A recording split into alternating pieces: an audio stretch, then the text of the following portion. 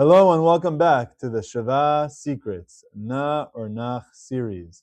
In today's video, we are going to learn rule number 7, that when there is a Sheva in the middle of the word, it is a Sheva Nach. Let's dive in.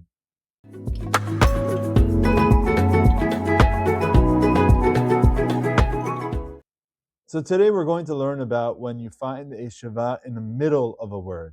As opposed to the first rule that talks about having a Sheva at the beginning of the word, or a rule that says there's a Sheva at the end of the word. Today we're going to talk about when there's a Sheva in the middle of the word. And statistically speaking, that's where most Shevas will be, because there's more letters in the middle of the word than at the beginning.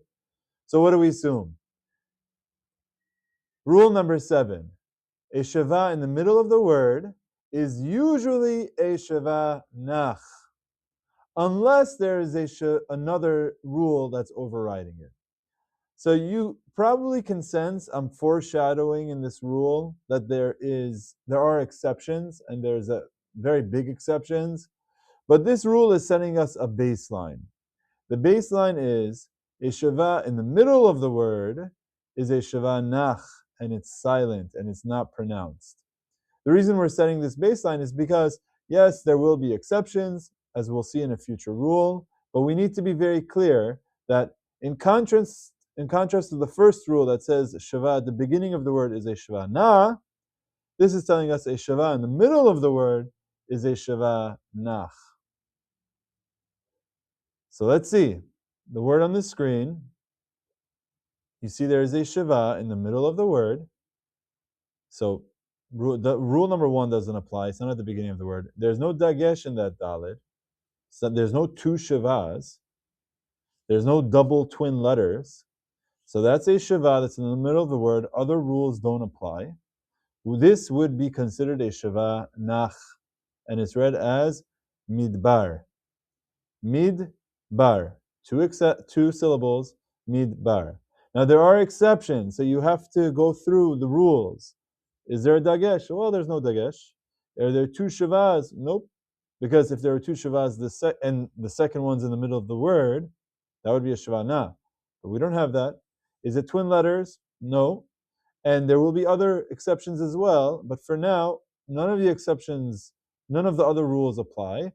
Sheva in the middle of the word, Sheva Nach.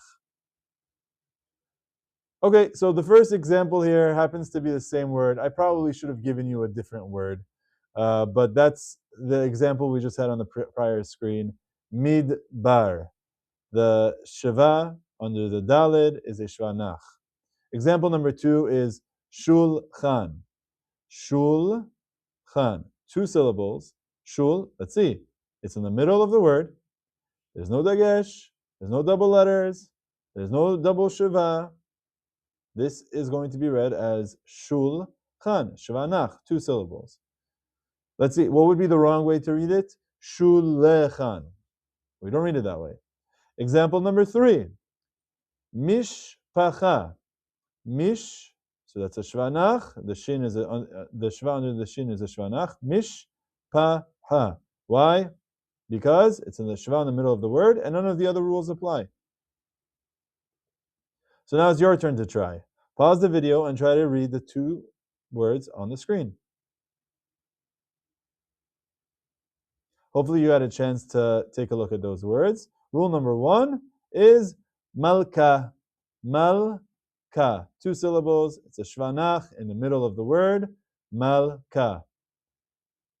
Word number 2, similar structure. Barzel. Barzel. So now let's get an updated rule bank. Sheva at the beginning of the word, Sheva Na. Dagesh with a Sheva underneath it, Sheva Na. 2 Shevas in a row. The first is Sheva Nach, second is Sheva Na. Rule number 4, a Sheva at the end of the word, Sheva Nach. Rule number 5, twin letters, a letter that's repeating, and there's a Sheva underneath the first of the twins, Sheva Na. Rule number 6, Sheva underneath a silent, one of the 4 silent letters, Sheva Nach. And this rule, which is going to be our default baseline rule, is that a Sheva in the middle of the word is going to be a Sheva Nach. In our next video, before we talk about the next rule, I need to introduce the concept of tenuot gedolot and tenuot ketanot, which are major vowels and minor vowels. This is going to be critical for us to be able to delve into the next rule. So in our next video, we're going to dedicate to understanding what these vowels are and how to identify them and how to categorize them. If you have any questions, please feel free to put them in the comment section below. Please like this video, subscribe to the channel, and share this with anyone who you find will find this information useful or interesting.